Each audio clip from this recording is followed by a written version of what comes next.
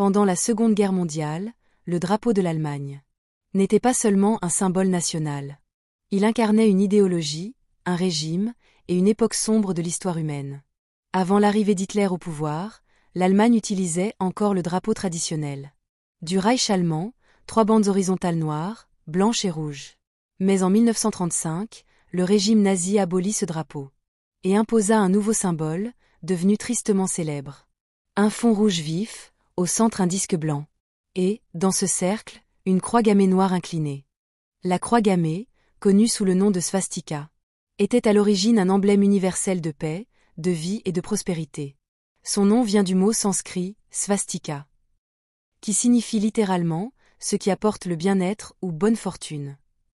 Ce signe, formé d'une croix au bras coudé à angle droit, existe depuis plus de 5000 ans, bien avant les religions modernes et les civilisations antiques connues. On la retrouve gravée sur des poteries en Inde, dans des temples bouddhistes et hindous, sur des objets archéologiques grecs, romains, celtes, vikings, et même dans certaines cultures amérindiennes. Dans ces civilisations, la swastika symbolisait le soleil, le mouvement de la vie, la renaissance, et l'harmonie de l'univers. Elle était tournée vers la chance, la protection et la spiritualité. Mais au XXe siècle, tout changea. Dans les années 1920, Adolf Hitler et le parti nazi adoptèrent la swastika comme symbole central de leur mouvement.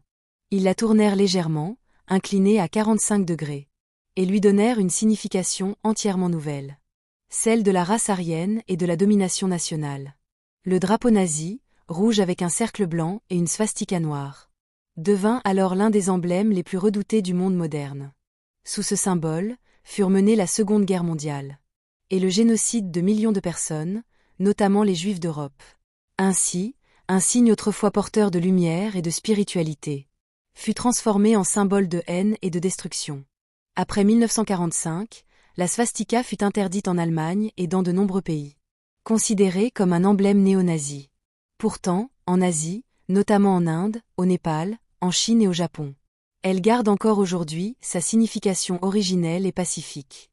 Elle y est peinte sur les temples, les portes ou les offrandes, comme une prière pour la chance et la prospérité. La croix gammée nous rappelle que les symboles changent de sens selon ceux qui les portent.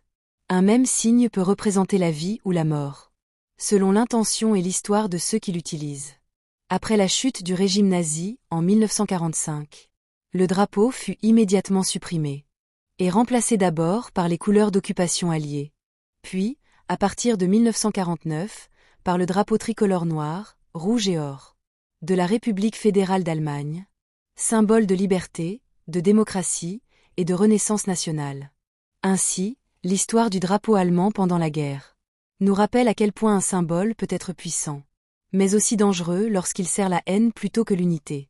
Aujourd'hui, le drapeau moderne de l'Allemagne, avec ses bandes noires, rouges et or, porte un message totalement opposé, celui d'un peuple qui a su regarder son passé, pour bâtir un avenir fondé sur la paix, la justice et la mémoire. Chaque drapeau a une histoire, parfois glorieuse, parfois tragique, mais toujours porteuse d'un message à comprendre. Abonnez-vous pour découvrir les secrets cachés derrière les drapeaux du monde.